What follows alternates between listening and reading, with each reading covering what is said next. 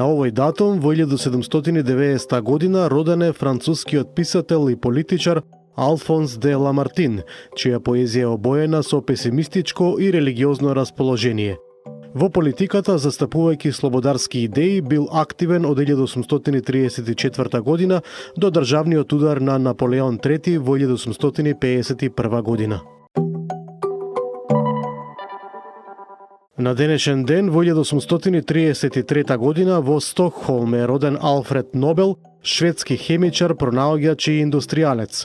Го пронашол динамитот, а потоа и балиститот, еден од првите барути без шат. Патентирал повеќе од 300 пронајдоци.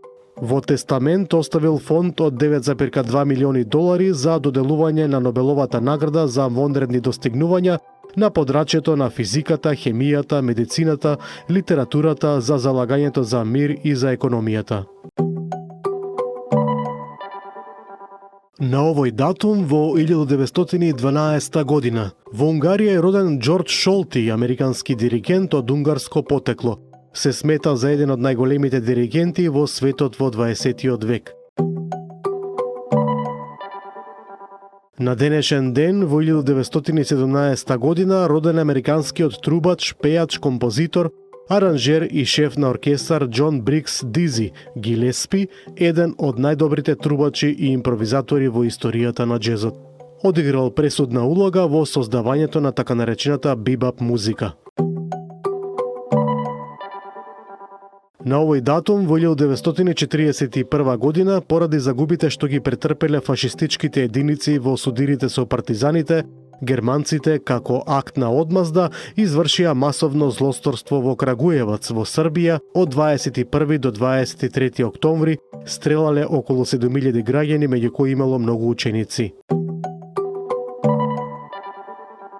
На денешен ден, во 1943 година, во селото Издеглавје, Охридско, бил одржан првиот свештенички собир на слободната територија на Дебарца.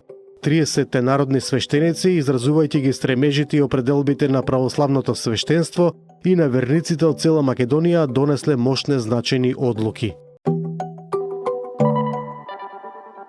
На овој датум, во 1995 година во Дејтон, САД, бил потпишан долгоочекуваниот мировен договор за Босна и Херцеговина. На денешен ден, во 1996 година, рид од јаглена прашина близу рудникот во селото Аберфан во Велс се сруши врз училиште, при што биле усмртени 116 ученици и 28 возрастни лица. На овој датум, во 1999 година, повеќе од 110 луѓе загинале во ракетниот напад на чеченските исламски терористи на Пазар во Грозни, главниот град на Руската република Чеченија. На овој датум, во 2002 година, Врховниот суд на САД го отворил барањето за испитување на уставноста за погубување на луѓето кои имале помалку од 18 години во моментот на извршувањето на кривичните дела, за што им била изречена смртна казна. На денешен ден, во 2007 година, најмалку 17 турски војници и 32 курдски бунтовници загинаа во судир во близина на турско-ирачката граница. На овој датум, во 2015 година, на 78 годишна возраст во Скопје, почина професор Елка Димитриева, научен советник во пензија на Економскиот институт во Скопје. Елка Димитриева припаѓала на доаените истражувачи на демографската наука во Република Македонија и пошироко.